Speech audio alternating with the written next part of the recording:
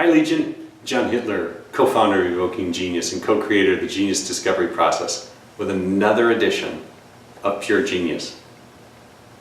How do you get the most out of your investments, your talent, your team, your energy, your passion? How do you get the most out of those? Have you ever applied Paretos Principle, the 80-20 rule? Well, I coach CEOs, entrepreneurs, team leaders, and individuals to create lasting behavior change by making transformation safer and more attractive than standing still. And today on Pure Genius, we're going to look at what's called Paretos Principle, the 80-20 rule as we know it. We're going to redefine it, pull it apart, and use it to transform your team, your energy, your passion, and your profits. Want to play? Great. Let's spin the big wheel. Well, you may have heard this, everybody's heard of the 80-20 rule. You know, we kind of have it culturally. Some people have heard it called the Paretos Principle or Paretos Principle. He was an Italian economist who studied income distributions and noticed that 80% of the income in Italy was produced by about 20% of the population. Fair enough. In looking at this, what he did was he applied mathematical principles to it. Now, I don't know about you. I don't need to see all the math. I don't need to see all the formulas. I'll trust that the Italian guy did his work. But what he noticed is this 80-20 trend or principle, that's why I call it a principle and not law, kept showing up in all kinds of things. Now, he applied it to income distribution. It has been since applied to wealth distribution, to productivity, to results, to profitability, to all kinds of things. But we noticed that about 80% of the value shows up from 20% of the output or the people or the investment. Well, why not put that to work for us? That's what we're going to do. So this law is also called the law of the vital few.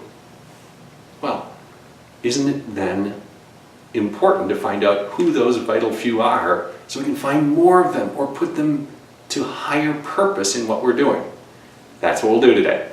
All right, so if the Paretos Principle works for wealth and it works for income, doesn't it always also work for results? Don't 20% of your team generally produce 80% of the value of that team? It's not a knock on the value of the people or their value as human beings, but doesn't 20% of the team do 80% of the value or produce 80% of the results? It tends to work that way. Well, you may have coached your kids in Little League. I know I coached all my kids in Little League, and the most fun time was the under fives, 4 and 5 year olds. Whether it's soccer or baseball or swimming or tennis, it didn't matter. First of all, I loved it because I didn't have to know how to coach, I just knew how to have fun. And with kids, that was pretty easy. But the 80-20 rule applied a little bit differently there, and I suspect it applies this way in your team as well. It was really a 10-80-10 rule. And by that I mean 10% of any of the kids on the team that you got, and you inherited it because the league handed you a roster and said, here's the kids on your team, get going. 10% of those kids, you could hand them a ball, a bat, a racket, put them in a swimming pool or on any kind of playing field, and they'd be a natural. Naturally athletic, they understood team dynamics, they were willing to run, hustle, and play, and they weren't afraid of it. That's 10%. Then there's a 10% on the other spectrum that it didn't matter what the sport was, they were horrendously untalented. Now, mind you, they were great kids. Some of them were hysterical, some of them were nerdy, some of them were out of shape, most of them were there because their parents thought it would be a good idea for them to be in a team sport. But they were never, in this lifetime, going to be any good with any kind of athletic endeavor. Okay, you just hope they grow up to be good attorneys. Fair enough. Then there was the 80% in the middle. Most of the kids were neither the 10% of really gifted athletes or 10% of incredibly non-gifted athletes. They were somewhere in the middle. and they were the ones that you coached. You trained them to get better, and you could start them with soccer, what they never really played, and by the end of the season you go, well, this kid really produced, really progressed and made progress. Good for them. Well, your team is no different.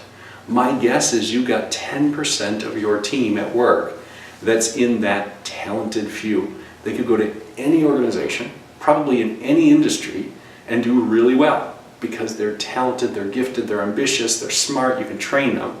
There's another 10% on your team that's tricky.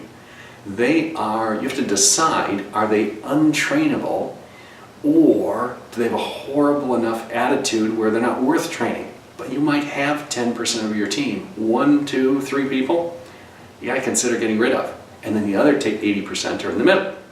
Fair enough, Paretos Principle. It doesn't necessarily go 80-20. It may go 10-80-10. Look at it in your team. Well, as I said, this is a trend, it's not a rule. And so here's what we're going to say first off. Life is not fair. So get used to it. Not everybody gets to be in the 20%. Not everybody gets to be the superstar. Not everybody gets to be the team star or the employee of the month or the best salesperson. Life's not fair. Just like everybody doesn't get to be the best athlete on the team. Well, deal with it. You can complain about it or you can deal with it. And on your team, it works the same way. So that's our first thing that's a tangential rule with Pareto's, is that life's not fair. So get used to it. Here's what we look at. We look at practical examples for how you can transform your team and make them better applying Pareto's Principle or Pareto's Law, some people call it. I like Principle. But let's take the first one. If you get an hour to complete a task, or if you get a day, fill in any time, take 20% of your time to plan out, strategize, whiteboard, think out, get tons of ideas, and 80% to execute. Fair enough? Here's the alternative. Go that 10-80-10 version of the 80-20 rule. Take 10% of your time to strategize, think out, whiteboard, get ideas, 80% to execute, and then 10% at the end to do a little bit of quality control and tweaking. Again, you're back to 80-20. You'll find you're much more productive when you do that, rather than having the team say, oh my God, we've got a deadline that's due in an hour, everybody get to work. And you've got a Chinese fire drill, and what happens is 80% of people don't do anything because they don't know what to do, and you get a much more watered down result. So use it for deadlines. It works really, really well. How about designing a product?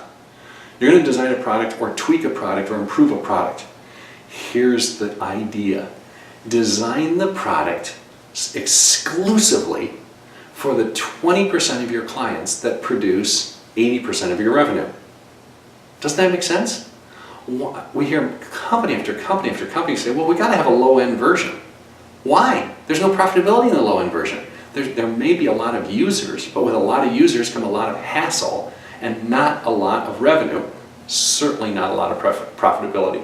So design your next product or your next launch with the 20%, what I'll call platinum clients in mind, because that will take care of 80% of your profitability. It's much easier to create a lesser version of a platinum product than it is to take a mediocre version and say, well, what do we do to make this a whole lot better? Design from the platinum version down.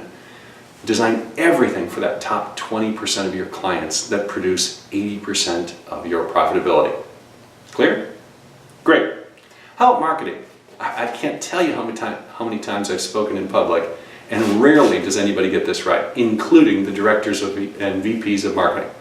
What's Marketing 101? We took it in college. You might have taken it. What's the purpose of marketing? There's only one. People say, well, it's to get everybody to buy your product. No. It's to get a ton of people interested in your product. No. Marketing 101. Every textbook, same thing. It's to design an atmosphere in which sales can occur. That's Marketing 101. Marketing is not sales. Marketing is, if you will, is pre-sales. You're designing the atmosphere in which sales can occur. Now, here's what marketing directors miss all the time. They say, well, we want to appeal. We've got messages that appeal to the whole market. No, you don't want the whole market, because 80% of the market is neither qualified nor reasonable to buy your product. So why waste your time interacting with them? The best way to do marketing is applying Paretos Principle, and that is design your message to appeal to the 20% that actually can and will buy your product and be profitable, and repel the 80% that have no capability or usability in your system. They won't produce anything but trouble. You've got to talk to them on the phone, you've got to answer their questions, you've got to deal with them. If they buy your product, they're going to quibble about the price and or return it for the money because they don't know how to use it, because they're really not part of your product segment. You want your marketing to appeal only top 20%, probably more like 10%. But marketing is designed to repel or expel the 80% of the people that have no business even looking at your product. That's good marketing. Use Pareto's Principle for marketing, and your sales will go up and your marketing budgets will be much better justified. Look at your website for that reason too. No, don't appeal to everyone. Apply to the people that you think can buy your product. Okay? Last one, and the one that we love the best. It works the same for joy and for productivity. And that is, our claim is that 80% of your joy in any given day comes from 20% of your activities. You're only really good at a few things. You only really produce or are productive in a few things. When you concentrate more and more on those few things, your joy goes way up, your productivity goes way up. The two are interconnected. It's the way to have a great career, it's a way to have a great team, it's a way to have a great company, it's a way to have a great life, is to expand as best you can those few small activities. I won't call them small, a small number of activities that produce all the joy or produce all the results. Same principle applies, Pareto's Principle. Focus on the small number that produce all the joy and productivity, and your team and your life will transform. So people ask us, well, great, I'm hooked, I got it, yes, I will do it. I'll do the Pareto's Principle, I'm good, sign me up. What's the one tip you have? What's the 3 tips you have to make it work? Say we only have one.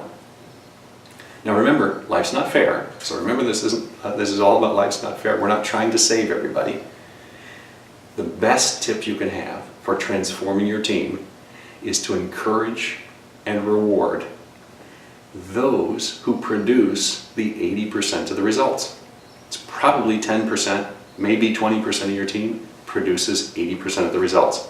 So why do you encourage and reward them? First of all, it's fair. Life is not fair. But you should encourage and reward those who do all the work and produce all the profitability. Whether that be the clients, encourage and reward the clients that are profitable, encourage and reward the employees or the team members that produce all of the value. Why? Well, people say, yeah, but you're going to alienate the other ones and then you're going to get a mood problem. Nope, one of 2 things happens. People opt in or they opt out. So some people say, you know, that guy won Employee of the Month for the 4th time this year and it's only July. Wow, I want to win Employee of the Month. They may actually ask, what do I need to do to win Employee of the Month? And you can tell them, as the leader or the entrepreneur or the owner, you can say, well, if you could do this, I guarantee you, you'd be super valuable. You'd win Employee of the Month hands down. So you'll have people opt in. They'll opt into the 20%. You'll also have people opt out. And it's pretty noticeable when they do. And this is when your organization becomes 10, 80, 10. You have the 10% on the top doing all the work and producing all the results. You have 80% kind of following and doing what they can or what they are obliged to do. Then you have 10% at the bottom who are actually getting in the way and prohibiting results from happening. You got to get rid of those guys. Perfect. Reward and encourage those who make results. And what will happen is your organization will sort itself out. People will quit that don't want to be there, and the people will opt in who do.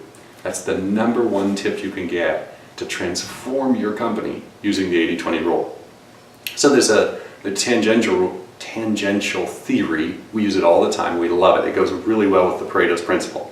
And that is, money goes to where it's needed most and stays where it's treated best. You got it? That's for venture capitalists, for investing in VC, in your startup firm, for family and friend funds. Money goes where it's needed most and stays where it's treated best. Wow. So it also explains why highly taxed states or countries don't do very well with investment funds, because it's not treated very well. Guess what? Substitute talent for money and the same theory applies really well. Talent goes to where it's needed most and stays where it's treated best. That's why you see the hot startup attracts great talent. And if the culture is good and you're rewarded for what you do, the talent stays. If it's not rewarded well or it's not treated well, it goes. So encourage and reward those in the 20% who are producing 80% of your profitability and 80% of your results. Your company will transform, grow, and thrive. Hey, I trust Pareto's Principle gave new life to an old Italian economic law developed a long time ago. And if this was helpful for you, like and share this with your team and your organization and your audience. They'll be happy you did. Until we meet again on Pure Genius, all the best.